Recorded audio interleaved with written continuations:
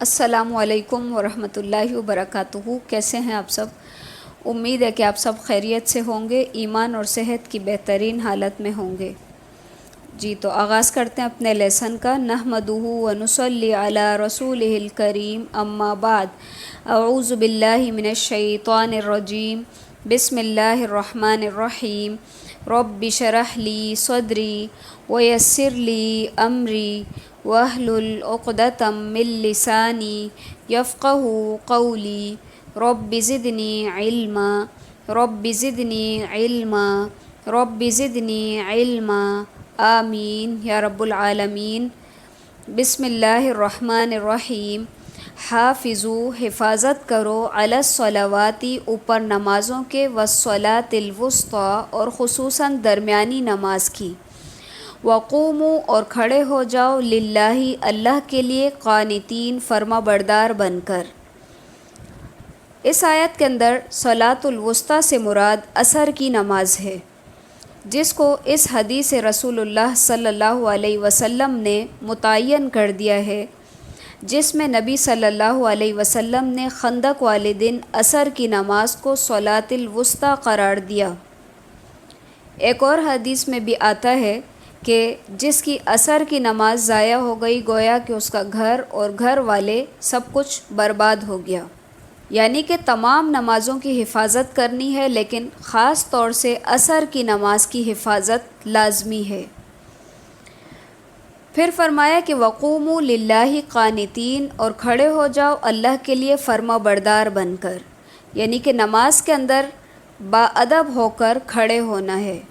کیونکہ بعض اوقات دیکھنے میں یہ آیا ہے کہ کچھ لوگوں کی عادت ہوتی ہے کہ نماز میں یا تو وہ خارش کرتے رہتے ہیں، یا جو ہے وہ اپنے کپڑے وغیرہ ٹھیک کرتے ہیں، اور یا جو ہے وہ سجدے کی جگہ دیکھنے کے بجائے ادھر ادھر نگاہوں کو گھماتے ہیں، جو کہ سراسر اس حکم کے خلاف ہے۔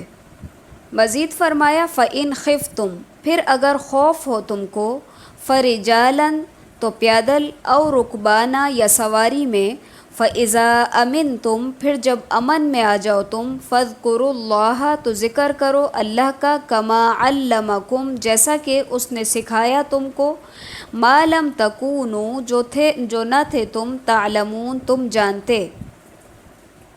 یعنی دشمن سے خوف کے وقت جس طرح بھی ممکن ہے پیدل چلتے ہوئے یا سواری پہ بیٹھے ہوئے نماز پڑھ لو، لیکن جب خوف کی حالت ختم ہو جائے تو پھر اسی طرح نماز پڑھو جس طرح کہ سکھائی گئی ہے۔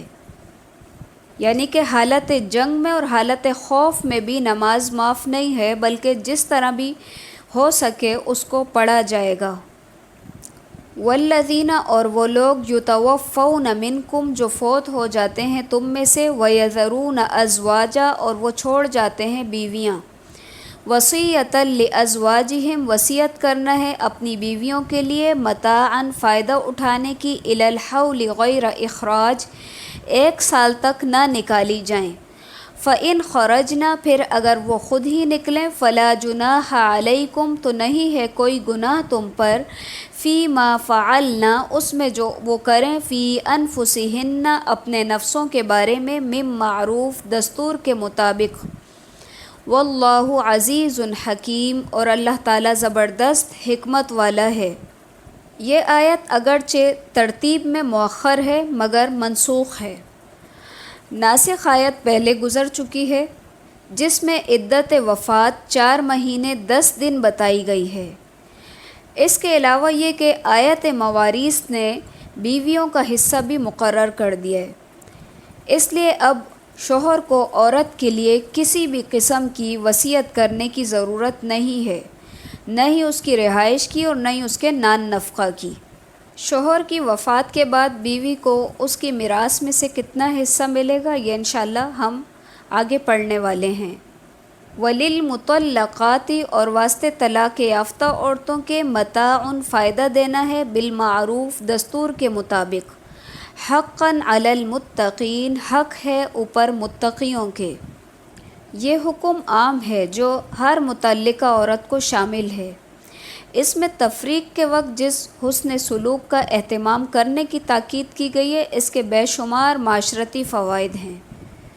کیونکہ اگر ایک عورت کو رخصت کرتے ہوئے کچھ فائدہ بھی دے دیا جائے تو ممکن ہے کہ آنے والے وقت کے بڑے لڑائی جھگڑوں سے انسان بچ سکے۔ بعض مجتہدین نے متاعن اور متعوہن سے یہ استدلال کیا ہے کہ متعلقہ کو اپنی جائیداد میں سے باقاعدہ حصہ دیا جائے یا عمر بھر کے نان نفقے کے لیے اس میں سے کچھ نہ کچھ اس کو دیتے رہیں۔ تو یہ دونوں باتیں جو ہے یہ بالکل بے بنیاد ہیں، کیونکہ جس عورت کو مرد نے نہایت ناپسندیدہ سمجھ کر اپنی زندگی سے ہی خارج کر دیا، وہ ساری عمر کس طرح اس کے اخراجات کی ادائیگی کے لیے تیار ہوگا یا کس طرح اس کو بھلا اپنی جائیداد میں سے حصہ دے گا۔ بس یہاں پہ صرف اتنی سی بات ہے کہ ان کو رخصت کرتے وقت کچھ فائدہ دے دینا ہے، اور وہ فائدہ کسی بھی صورت میں ہو سکتا ہے، کچھ پیسوں کی صورت میں یا کچھ زیور کی صورت میں، یا جو پہلے دیا جا چکا ہے اس میں سے کچھ واپس نہ لے کر، تو فائدہ پہنچانے کی مختلف صورتیں ہیں۔ اور یہ حکم بھی صرف اس لیے دیا گیا ہے تاکہ انسان آنے والے وقت کے نقصانات سے بچ سکے۔ پھر فرمایا کذالک یبین اللہ، اسی طرح بیان کرتا ہے اللہ تعالیٰ لکم تمہارے لیے آیاتی ہی اپنی آیات لعلکم تعقلون تاکہ تم سمجھ سکو۔ بنیادی طور پر ان آیات کے اندر معاشرتی اصول اور ضوابط سکھائے جا رہے ہیں تاکہ ایک انسان ایک اچھی زندگی جی سکے، اور اسی کے لیے یہ آداب سکھائے گئے ہیں کہ طلاق دیتے وقت بھی جب رخصت کیا جائے اس کو تو اس کو بھی بھلے طریقے سے رخصت کرنا ہے، ساتھ ہی کچھ مال و متاع بھی دے دینا ہے تاکہ آگے آنے والی زندگی کے لیے آپ کے لیے بھی آسانی ہو اور اس کے لیے بھی آسانی ہو۔ امید ہے کہ انشاءاللہ یہ تفسیر آپ کو سمجھ آ گئی ہوگی۔ تو اسی کے ساتھ ہمارے آج کے لیسن کا اختتام ہوتا ہے۔ سبحانک اللہم و بحمدک نشہد ان لا الہ الا انت نستغفرک و نتوب الیک۔ السلام علیکم ورحمۃ اللہ وبرکاتہ۔